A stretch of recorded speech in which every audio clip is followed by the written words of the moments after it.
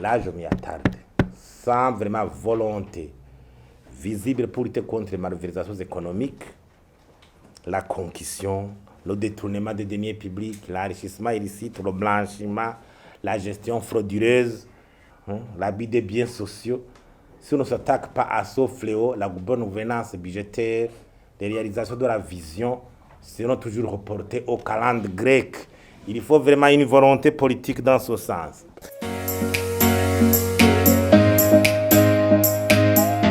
Le président de la République, en avril, a lancé officiellement à travers le Forum national économique de développement sa volonté de faire du Burundi un pays émergent en 2040 et un pays développé en 2060. Burundi émergent en 2040, Burundi développé en 2060.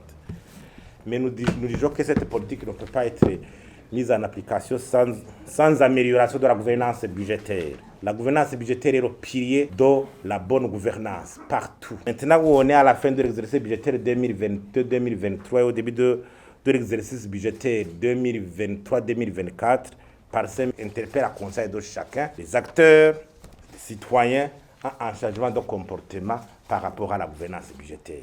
C'est très important. Il y a 10 éléments essentiels que nous jugeons importants pour régir la bonne gouvernance budgétaire dans le futur ou dès le commencement de l'exercice budgétaire prochain. Il y a d'abord la transparence dans la publication des documents pour faciliter la participation du public. Le projet de budget de l'exécutif actuel devrait avoir été publié à partir du mois de mars-avril. Ça devrait permettre une discussion profonde, une participation du public.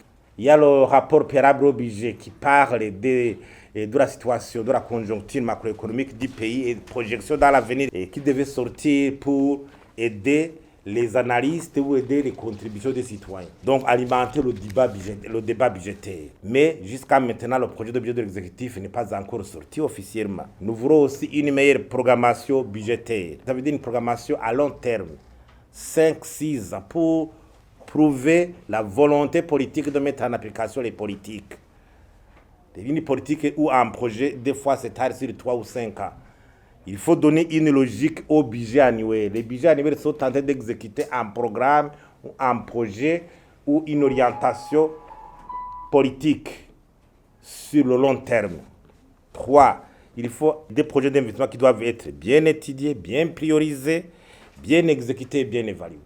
Vous savez que nous avons un problème aujourd'hui de gestion des projets de développement. Le retard, le non-décaissement. Donc ça veut dire quelque part il y a un problème. Nous soutenons fortement la volonté du Premier ministre d'inverser la tendance dans le secteur, mais il faut prendre des mesures énergiques. Ça veut dire qu'il faut sortir une feuille de route pour orienter la bonne gestion des projets. Comment recruter les gestionnaires des projets?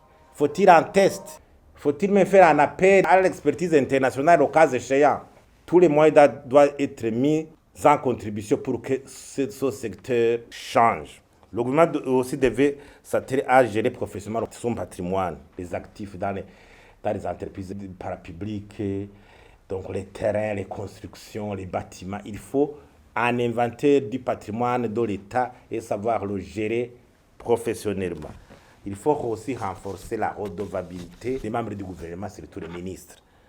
Au lieu que la discussion budgétaire reste l'apanage du seul ministre des Finances, les ministres, chaque ministre devait venir donner son explication aux citoyens sur ses projets, sur son programme à long terme et expliquer le budget annuel, les réalisations qu'il va faire au niveau annuel. Si c'est le ministre de l'Agriculture, comment par exemple disponibiliser à temps les fertilisants, les semences sélectionnées, comment est-ce que le ministère va contribuer à augmenter les recettes d'exportation à travers le café, le coton, des programmes précis mais avec des réalisations annuelles précises. Le ministre de l'Énergie, comment remplacer le vieux réseau électrique actuel qui provoque les coupures intempestives de l'électricité fréquemment. L'eau, problème de disponibilité, d'adduction d'eau, c'est un problème.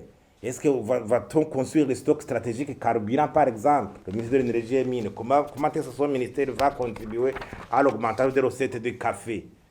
plutôt alors cette minier. Le ministre de l'équipement, combien de routes vont, de kilomètres de routes qui seront construites? Quels sont les ponts, les aéroports? Il faut des détails sur le long terme et annuel. Le ministre du Commerce, comment améliorer le secteur touristique? Comment réaménager? Comment réaménager les sites touristiques? Comment, par exemple, améliorer la stratégie pour améliorer le transport des biens et services?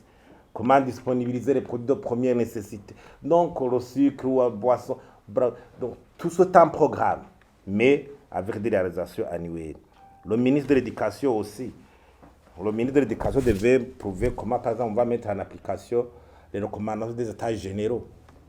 Le ministre de l'Éducation, le ministre de la Santé, comment faire de l'hôpital public un centre vraiment qui donne des soins de qualité. Comment intégrer, équiper l'hôpital communal et l'intégrer dans le système de soins de santé national. Il faut aussi renforcer l'application des procédures professionnelles d'engagement des dépenses, éviter les dépassements budgétaires sans autorisation. Un ministre, quelque part, s'arroge à dépasser, à faire ceci, des dépassements budgétaires sans autorisation préalable.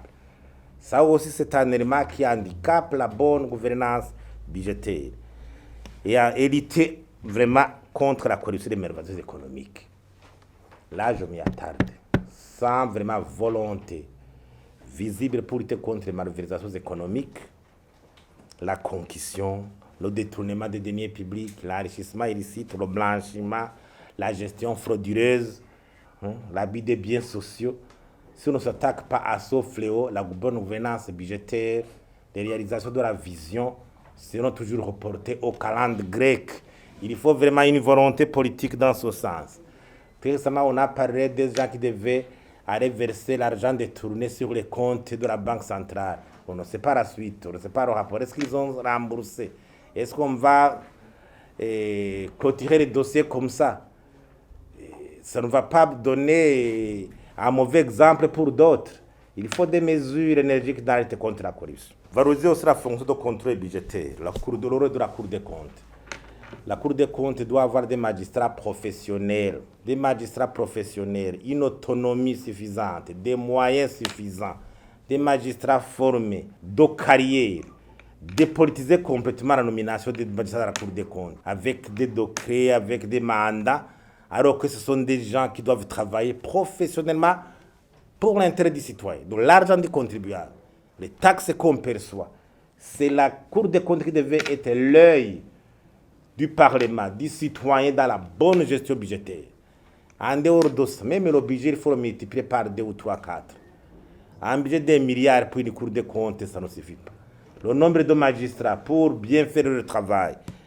Et nous demandons même que la nouvelle loi qui doit régir la Cour des comptes soit mise en discussion pour qu'elle soit votée. Et 9, il faut tout faire pour maîtriser l'hémorragie des exonérations et l'endettement qui explose, l'endettement intérieur. Il faut toujours veiller à ce qu'il n'y ait pas d'impact négatif. Quant aux exonérations, vous savez que c'est un problème. C'est un manque à gagner énorme à l'État. L'État ne peut pas laisser des taxes comme ça et continuer à s'endetter. C'est contradictoire. Ne pas percevoir des taxes, mais recourir à l'endettement. Généraliser le principe de gestion budgétaire axé sur le résultat. C'est-à-dire il faut qu'à chaque budget, il faut un programme axé sur une évaluation axée sur les résultats. Des projets sans résultats, sans évaluation, cette écriture doit cesser. Nous encourageons alors le ministère des Finances avec l'évaluation PIEFA récente. Et il faudrait que le gouvernement fasse beaucoup d'énergie pour que les recommandations qui seront issues de cette évaluation puissent être mises en application. Sinon, si nous laissons la gouvernance budgétaire à côté, vraiment, les résultats par rapport à la vision 2040-2060 seront très, très mitigés. Je vous remercie.